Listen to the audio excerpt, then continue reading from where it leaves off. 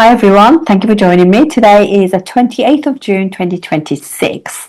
We're fast approaching July, so I thought we'd just do short video for July and August for every ascendant and also moon sign, because it's good to read your chart from the moon sign just to see how the transit feel. So I'm going to just go through the transits so we can actually have a look at them. Let's just have a look at the chart for this period. Excuse me.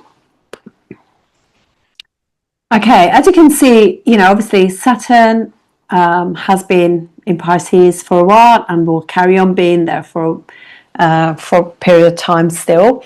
But it will actually go retrograde on the 27th of July. And we'll also have got Jupiter, which is again going to be in Cancer for a while. So Saturn has, for all of us, has an impact on Taurus, has an impact on Virgo, and also on Sagittarius. So, as well as obviously, rules Capricorn and Aquarius too. So, very important planet. We put effort into where the third aspect is. The seventh aspect is highly respectful, and where we have all our honor and commitment, loyalties. And 10th from it is obviously how it's projected onto the world. Excuse me, I'm just going to cough. Excuse me. Then we have Jupiter. Jupiter rules obviously Sagittarius and Pisces, and it's going to be aspect in Pisces, aspect in Saturn, which is great because excuse me, Pisces is a sign of spirituality and letting go of just mundane things that are not true, really. They're just like we are in a material world. It's letting go of all those kind of things and seeing the bigger picture. So by both these two planets having an impact on Pisces, it's very important. I'm sure on the hashtags you've seen the Great Awakening, that people are waking up, people are just seeing that things are not as they seem, all that kind of stuff. So Pisces, by the nature of Jupiter aspect in it, is being protected. So that's a very, very good sign.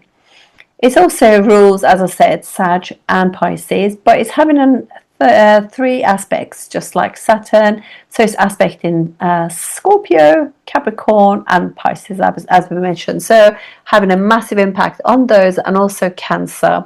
And actually, if you look at the beginning of the month, it's on the degree that is the most kind of, well, that's the degree, 5 degrees when it's exalted. But it's an exaltation sign. So, Jupiter is pretty strong. And then we have the nodes. So nodes are going to be for a while still in Aquarius for Rahu, which is co-rules it with Saturn. So that's great.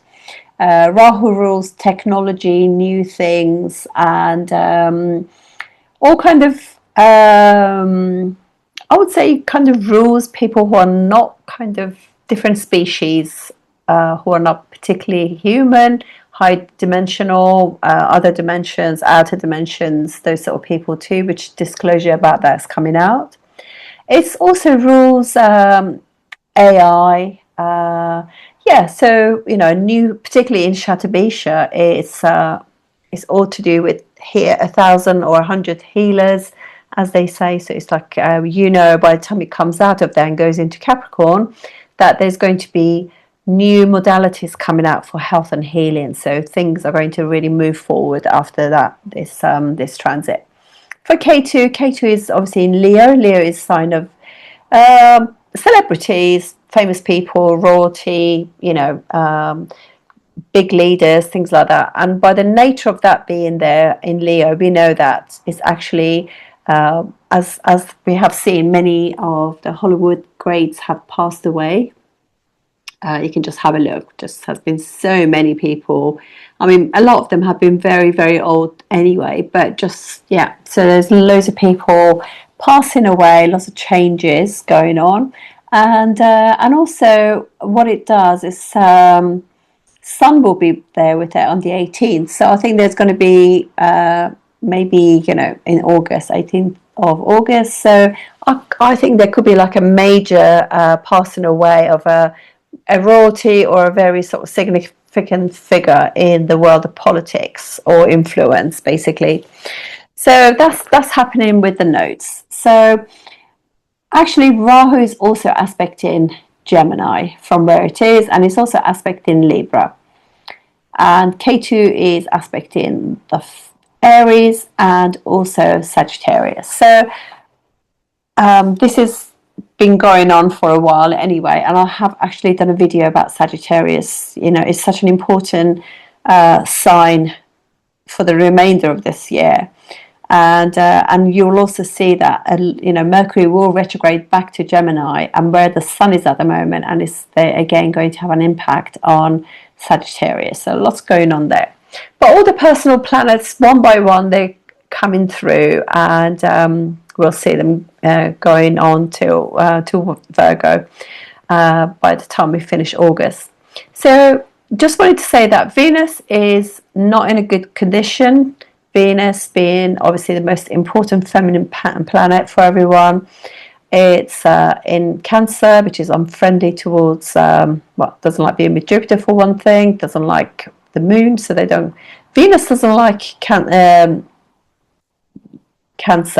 but moon likes Venus's sign. It's kind of odd, but anyway. But then it goes into Leo, which are enemies. Sun is enemy to Venus and Venus to the Sun.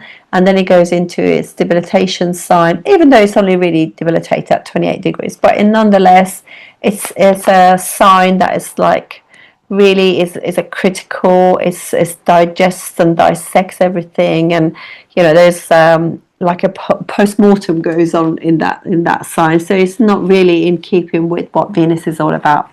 So anyway, this is like an overview of that's going on. For me, the things that really stand out is that obviously Mercury goes retrograde and Saturn goes retrograde.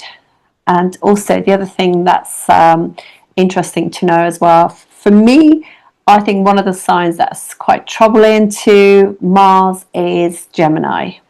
Mars in Gemini is quite a difficult one, so I would imagine we're going to have like some crazy times because of that happening during this period, and in 3rd of August. So it's just very, very interesting time to watch it. Not only does it go into Gemini, but also we have 2 eclipses happening, but which are, the first one is more really the solar eclipse happening on 12th of August. It's really more to do with, you can see more on the zodiac, tropical zodiac. But definitely we have the 28th of August as well, where we have the partial lunar eclipse occurring in Aquarius. So it's like really interesting time going on there. So these for me really stand out. But anyway, let's just walk through and just see what we can see from this this period for the ascendant. So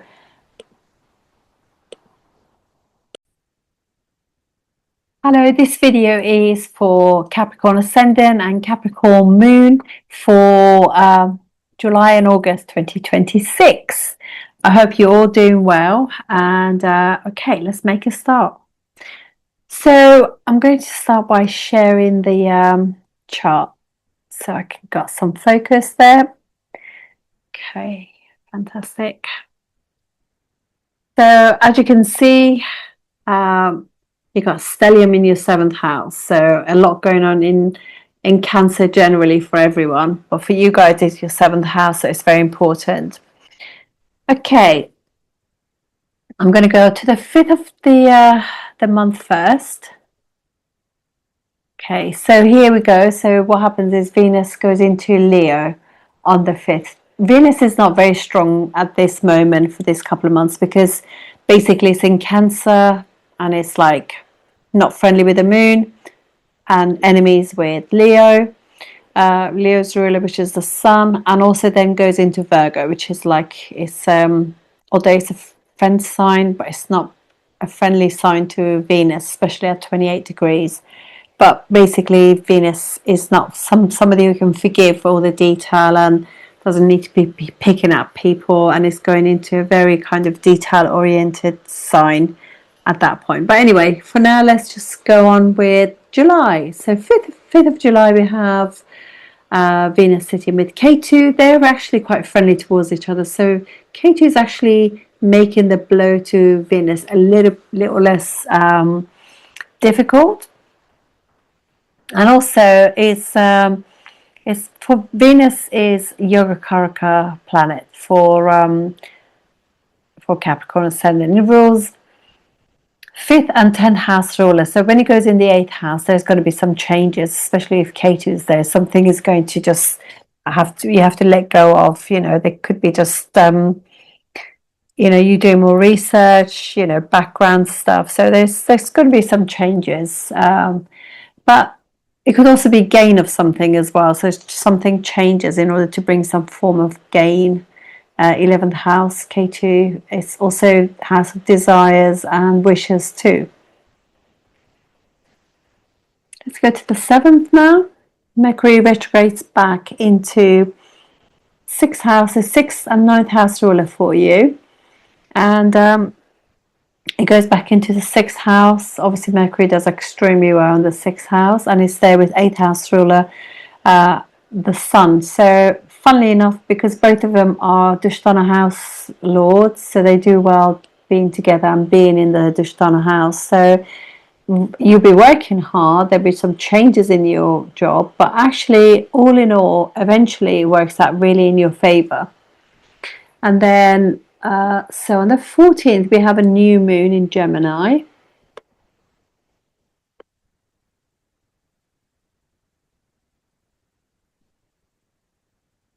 It's kind of 13th, 14th. Oh, let's just go back a few hours. It's really hard doing this. Okay, I'm just going to have to just go with the moon rather than the ascendant for now. Come on. Okay, so here we have basically this is happening in your 6th house. So like 7th house ruler, 8th house ruler, 9th and 6th house ruler. So changes to do with job. Maybe you're actually learning something, something in the research behind the scenes kind of thing going on. Maybe there are some educational things that the courses they're putting on for you, but you're working hard, maybe studying at the same time. But basically what you're thinking about these elements, 6th, 7th, 8th and 9th house, what's going on in your life. With Mercury also being quite passive and retrograde, it's a really good time to just get information, just think, plan ahead and think what sort of things are going on in your life, what you want to sort of manifest, that kind of stuff. And on the 14th of July, this is happening. Then we go to the 17th, and then we have Sun goes into Cancer. Let's change the ascendant now, go back to Capricorn.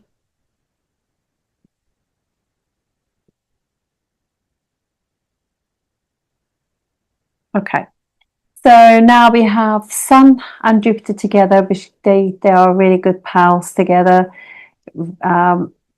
Also, they are 12th and 12th house ruler, Jupiter in the 8th house, in the 7th house, with the 8th house ruler in the 7th house. So that again creates another situation where you've got Dushtana house lords together, and that just means that there's a lot going on regarding relationships, other people, and work as well, because obviously 7th house signifies a lot about your 10th house. It's 10th houses from the 10th, so it's very important. So yeah, really you're focusing on like, do I need to make any changes? What's going on with your work? So that is also something on the back of your mind. But both Sun and Jupiter are really in good condition. They like being in Cancer. Cancer is a friendly sign. Jupiter is obviously, it's not an exaltation degree, but it's a sign that he likes to be in. So that's pretty good. And then the next one we'll go to is the 24th, when Mercury goes direct. So Mercury now is all the things, planning that you've done, that you can put it into action. Mercury is nice and strong and ready to tackle anything, really. On the 27th, we have Saturn going retrograde. Saturn rules for your first and second houses in the third house of putting effort into basically, all sorts of things, putting effort into third house stuff, your friends, siblings, your hobbies, your learning, your traveling, all kinds of things are third house. And just being more passive, really, more planning than doing. And then you have on the 30th, we have a full moon in Capricorn. And that's really your first house. So it's like seventh house ruler in the first house. You got the Sun, eighth house ruler, and also third and 12th house ruler. So this is really, you are more wanting to be out there with other people, and you want to do some fun stuff, third house stuff, which is really nice, going out with your friends, having a good time, just really socializing. And it is the summer after all, so you want to be out there enjoying live music, concerts, outdoor theatres, all that kind of stuff, having a really good time. And then let's go to August. So I'm going to start with the 2nd. So we have Venus goes into Virgo at that point. Not a great sign, as we talked before, but it's very important for you guys, because basically what happens, this is like a Yoga Karaka planet for you, and it's gone into the 9th house. So it is like your 10th and your 5th house ruler in the 9th house. So it's, even though it is not, Venus feels weak there, but in actual fact does quite well, because of the yogas that it creates. So that's pretty good. And it's also right opposite the second house ruler, second house ruler, and also the 5th house ruler is having an impact on each other, good for money too. So now let's go to the next one, which is the 3rd. So it's already done that. Okay. Sorry. 3rd of August, we have Mars goes into your 6th house. So Mars for you rules 4th and 11th house. So it's pretty good planet for you, but it goes into 6th house. So it's like significations of that is that Mars obviously, first of all, Mercury doesn't like to be in Mercury signs, although it does better in Virgo. But this is like it finds it a little bit fickle and gossipy, and it is a sign of actual communication and social media, etc. So it's really not Mars thing at all. But obviously, during this time, we always do well to just be able to, when you send a message, just really look at what you've written, and just being cautious is good. We don't want to just collect more karma. So caution is the word when Mars is involved with Mercury in any way. And so basically, but Mars does do quite well in the 6th house. And 6th house is all about all those competitive sports, yoga, going for a run, going for a swim, and being really active. So this is really good to actually put your energy into that. Cooking for your friends, all that kind of stuff. Working hard, you can put lots of energy into your job, into your daily routines, stuff like that. So amazing for that kind of stuff. Really good to utilize it in that way. So now that we've got, the next big day will be when Mercury goes into Cancer on the 6th. So now Mars is in a difficult sign, but at least it's not with the ruler of that. So Mercury is in a difficult position because it doesn't like Cancer, doesn't like being with Jupiter, but it's getting help from the Sun. And it also means that it's quite nice with other people, because you're more chatty and friendly. Jupiter could be a little bit egotistical. Sun feels debilitated in the 7th house. So yeah, Mercury probably helps the situation that, you are having to face other people. And so making conversation and all of that just comes with much more ease when Mercury is there. So it gives it a bit of grace. On the 12th,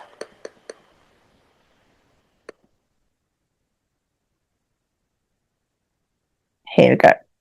Okay, I actually use mean nodes, not true nodes, and this is more of a tropical thing, that there's actually like a solar eclipse occurring in Australasia, but it looks like a new moon in mine. So basically there is things to be unveiled about your seventh house, really. So seventh house, in there you have your sixth, seventh, eighth, ninth house rulers in there. So, and also your third and 12th house. So there's a lot of things to do with learning, travel, and changes to do with all sorts of things going on. Belief system, your dad, your teachers, stuff like that. So lots going on. But it's also seventh house and your ninth house ruler is there. So it could be that if you might want to get married, or there could be some discord between you and your partner or anything like that. So Jupiter is there. Jupiter is really good at reconciliation and actually using wisdom to just like change your luck in that sense. And then we have but everything will be more unveiled once the eclipse is gone. Things will come to surface. And then on the 18th, 17th, 18th, we have the Sun going into Leo with K2. And so what that happens is basically Sun is in own house, and with K2, doesn't like K2. K2 doesn't like the Sun or the sign Leo, but it's there, and it's the 11th house ruler in there with the 8th house ruler. So this could be like could changes within your groups and networks and stuff like that. It could also be that you want some changes in your you change all the things you used to wish for. Now maybe you're actually like in a different phase, and maybe there's a change in your mind about things that you really want and desire. And then we have Mercury in Leo. So there we go, on the 23rd. It says 22nd. It's funny, when I kind of was writing these down, I go through them, and there's just so much faffing going on with things change. You got to change the sort of hours, and anyway, it doesn't matter.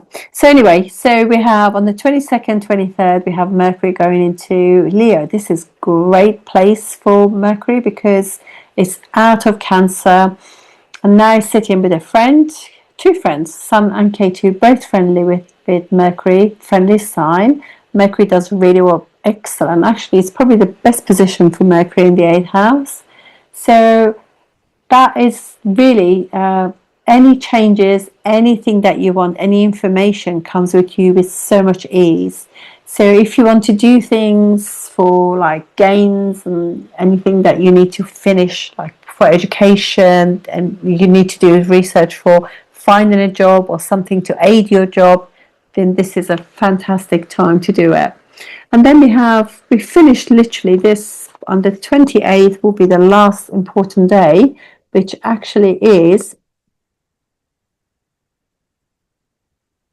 we have what would be a lunar eclipse in Aquarius, which is your second house. So now we have Rahu, second house ruler, seventh house ruler Moon, 8th house ruler Sun, K2 is 11, and also Mercury is your 6th and 9th house. So all kinds of things, you're waiting for things to unveil regarding your job, your kind of education and your studies, and also your kind of like other half, your partner, your in-laws, your money, savings, all that kind of stuff, expenses. Maybe you're just like, you're literally thinking about all these elements of your life, but things will unveil, everything becomes much more clearer, because we could feel a little bit overwhelmed, and for you there's lots of changes going on, because you've got a stellium in your 8th house, so things will become much more clearer as time goes on. And that's it. That's how we end August. So have a really good one, and look forward to seeing you soon. Thank you.